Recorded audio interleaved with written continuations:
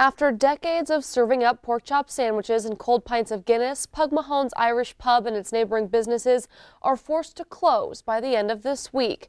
This news follows the death of pub owner Bill McIntyre, better known as Mac, just last week. It was difficult news to swallow for those who worked in the building. I got a phone call yesterday that was just very brief, saying that Saturday night is the last night that the building will be open. Alyssa Landsverk took over Guido's Pizza less than a year ago. Now she'll have to close the doors. Just shock, and there is so much involved, so many people's lives. There is a crew of waitresses over at Pugs who've been there 25, 30 years. There's kitchen staff that work day in and day out for Mac. There's the casino attendant next door has been there longer than I've been here.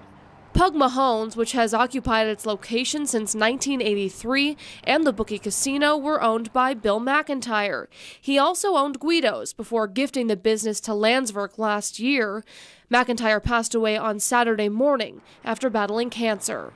He was a wonderful, wonderful man. He took me in, like I said, basically off the streets, not knowing me from Adam, and gave me then last year everything in here and said that he just wanted to see me successful.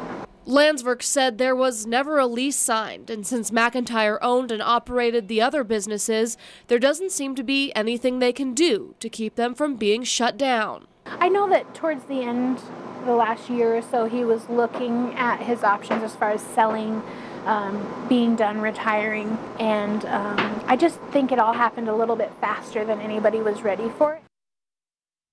Now, Mac was 77 at the time of his death, and his family, who now owns the building, plans to sell it, hoping to sell both the building and the liquor license together, like Mac would have wanted. His brother, Kevin McIntyre, tells us Mac hoped another bar or restaurant would take the place of the iconic Pug Mahon's, maybe even keeping its name.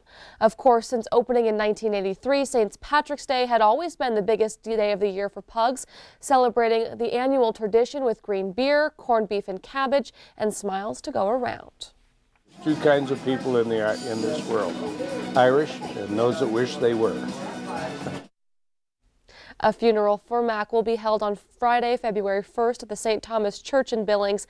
A public reception will follow at the Knights of Columbus.